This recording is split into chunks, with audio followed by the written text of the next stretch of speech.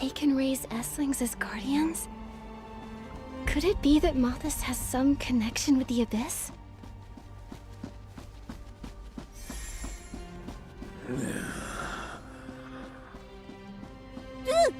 Hey! Don't walk so fast! What if there's a monster locked up by moth thieves up there?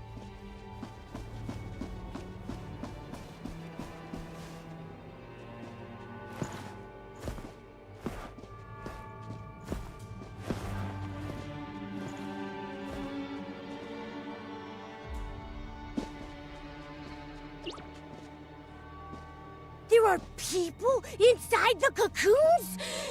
They're huge. Could they be? They're titans. The Titans, are they still alive? Can the cocoons really extend life? Has my king arrived? Nikki, he's talking. Wow. The titans were silent the last time I was here. I never thought they'd be alive in those cocoons.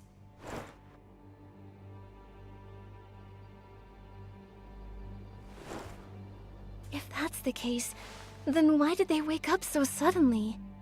Is it just a specific time?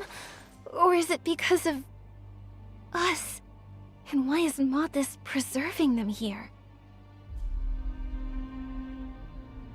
I hope those who've experienced it can explain this to us.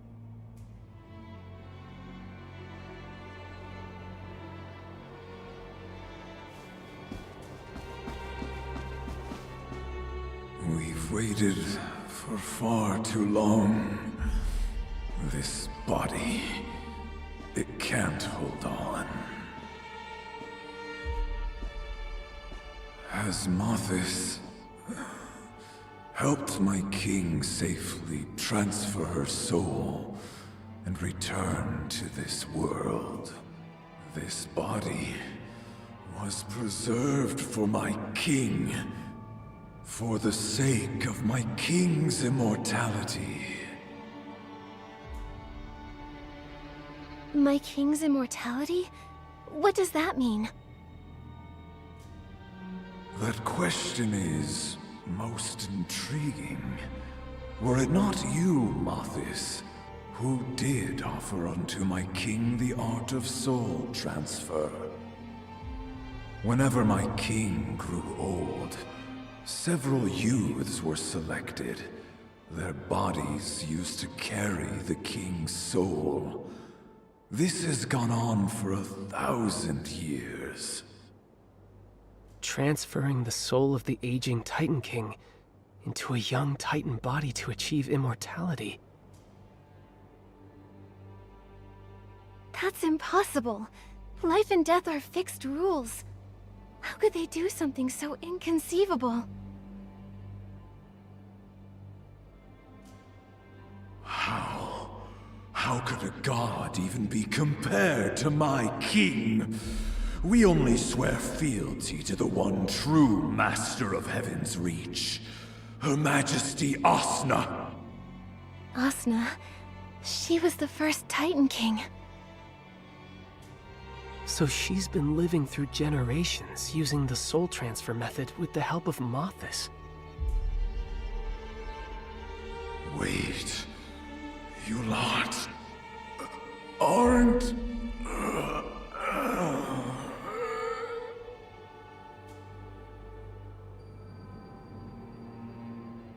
He looks like he's fading.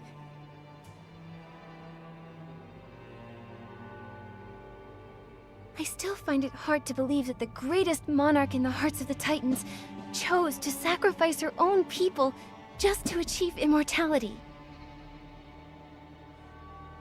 According to him, Mothis presented the Titan King with this technique. Even a great ruler can be swayed by corrupt officials. You aren't messengers of Mothis, are you?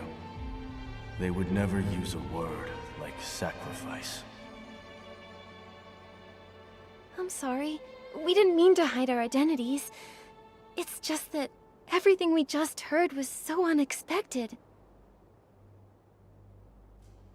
You're small in stature, similar to those from Mothis.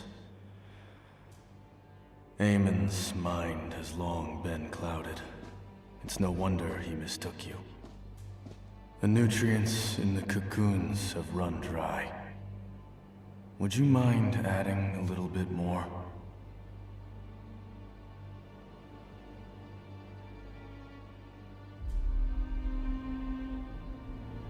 Look, Nikki! There are lots of vessels under the steps. Are the nutrients the Titan mentioned in those? Yeah, I can smell it. This must be the one. Too bad there's only a little bit left. We should get this back, and fast!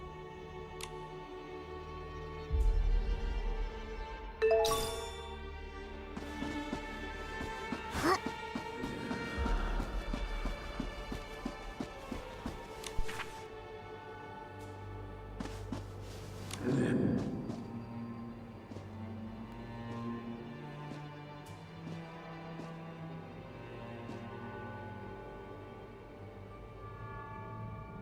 Thank you, kind lady. May I have a word? I have a few questions that perhaps only you can help us answer.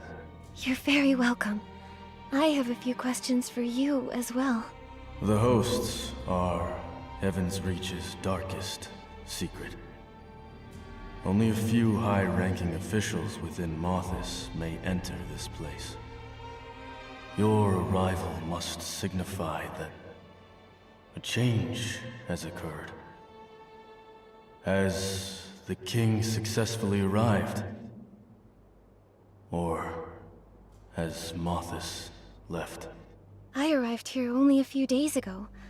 From what I've seen, the Titan King isn't here. Mothis has control of the city.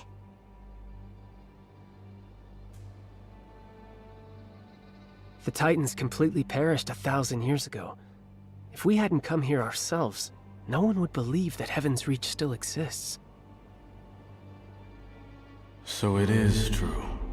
The time spent slumbering within the cocoon was incredibly long. The moment we woke up, all three of us felt as though we were in an entirely different world. 1,000 years. Extinct. The king really did fail, didn't she?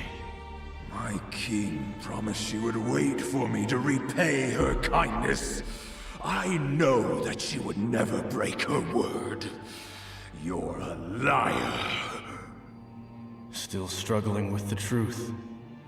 When we were first awakened, you didn't believe my theories. You said I only cursed the king because I still harbored resentment. But these guests aren't from here. They'd have no reason to lie to us. The abandoned hosts. I know this might be hard to accept, but this land suffered a massive calamity 1,000 years ago. Many civilizations were wiped out back then. The prophecy of the end times came true.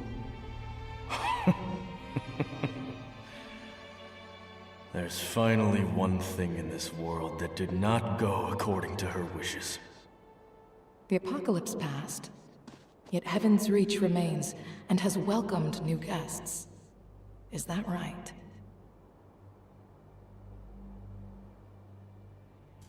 Mothis awakened us. And then they took Sui. She is the king's new vessel. The arrival ritual. They may have started it already. The fact that the Titan King hasn't arrived in Heaven's Reach doesn't spell certain failure. It could simply mean the ritual isn't finished yet. Perhaps she can continue to live through Sui's body. But so what? As they said, our fellow Titans died in a calamity long ago. This is the end that stubborn king must face eventually. The life of a mortal is short by nature. Yet Heaven's Reach still stands even after 1,000 years. In that sense, my king has not failed. Yet now, I really long to see what Heaven's Reach looks like today, with my own eyes. My king didn't abandon me. I'm leaving this place to find her. Then let's go together, my old friends. We're lucky enough to still choose how we die. Open this cage. It's colder than death itself. Let us walk toward true oblivion in the spirit of freedom. Huh? What the heck do you mean by that? Ever since we were awakened, our lives have been fading rapidly. Mothis used nutrients to prolong our lives, but after Sui was taken away, our supply was never replenished. That was the last of the nutrients, and we just... As you can see, death has already opened its arms, waiting to embrace us. Maybe there's some other way to keep you alive. There's truly nothing we can do now. Better to die under the sunlight than to rot in a cage. I believe respecting their wishes is the best thing to do.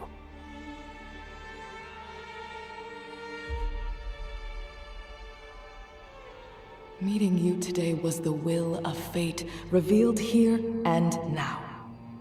We entrust the end of our lives to you.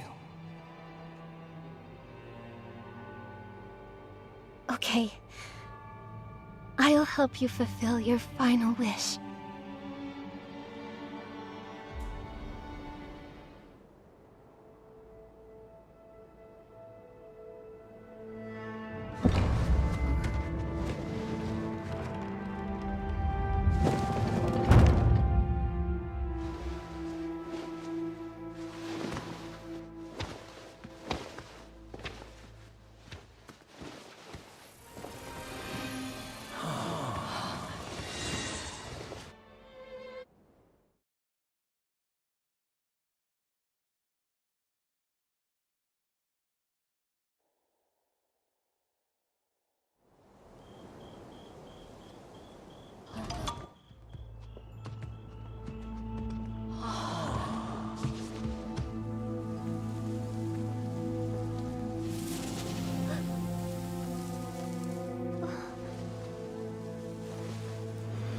Heaven's Reach is still radiant, glorious.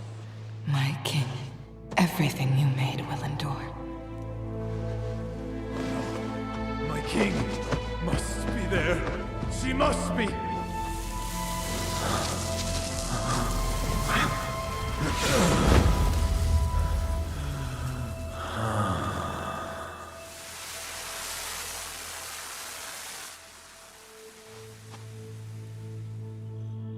Tyreen, Fields, look at your bodies.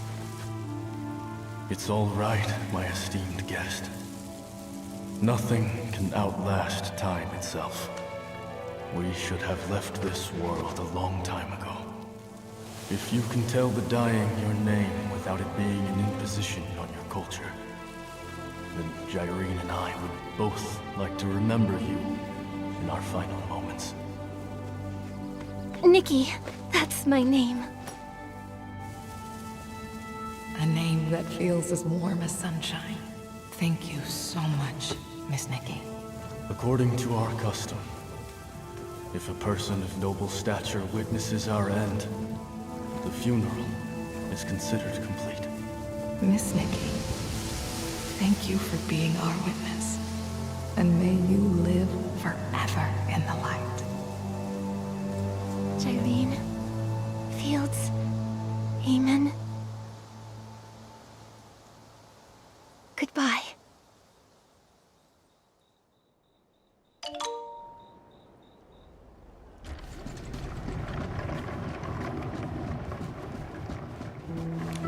They must have been the last 3 Titans in this world. After being trapped in those cocoons for so long, they finally got to see the sun. Only to... Even though we only spoke briefly, I still feel sadness in my heart. Those cocoons helped them survive the Veilfall, but they also caused them to suffer so much. Whether it was luck or a curse, it really makes you think. Our conversation cleared up some of my doubts. We even got a few more crucial clues. I need to think this through.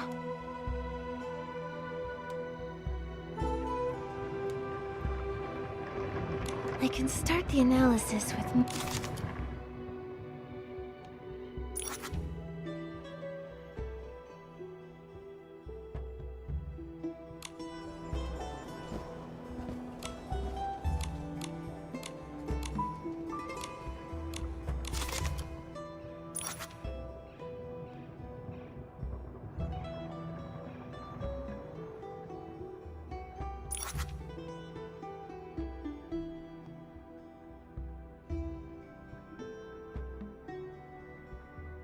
Nikki, this is it!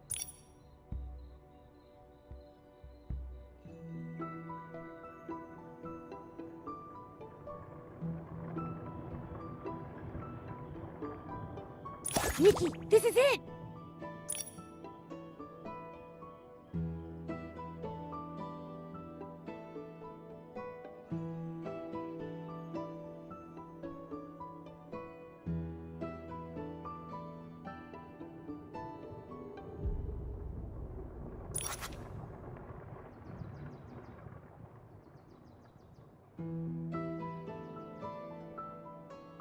Nikki, I don't think that's it.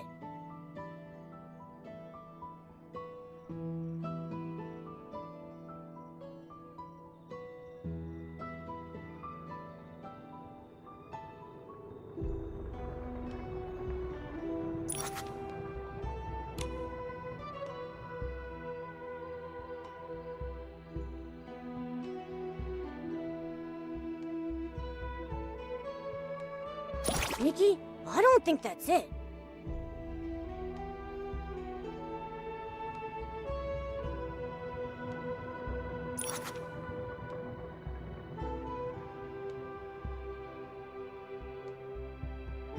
Nikki, I don't think that's it.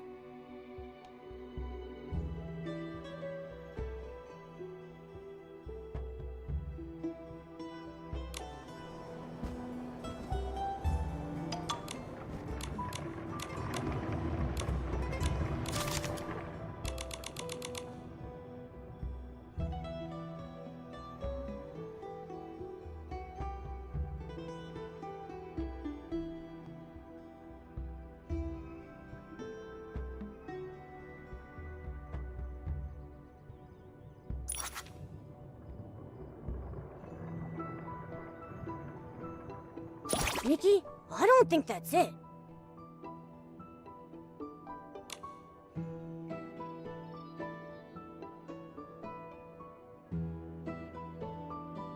Nikki, I don't think that's it.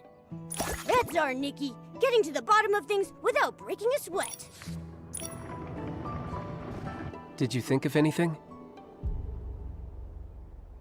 Malthus took a Titan host named Sui. Jyrene said they might be performing a ritual to bring back the first Titan King.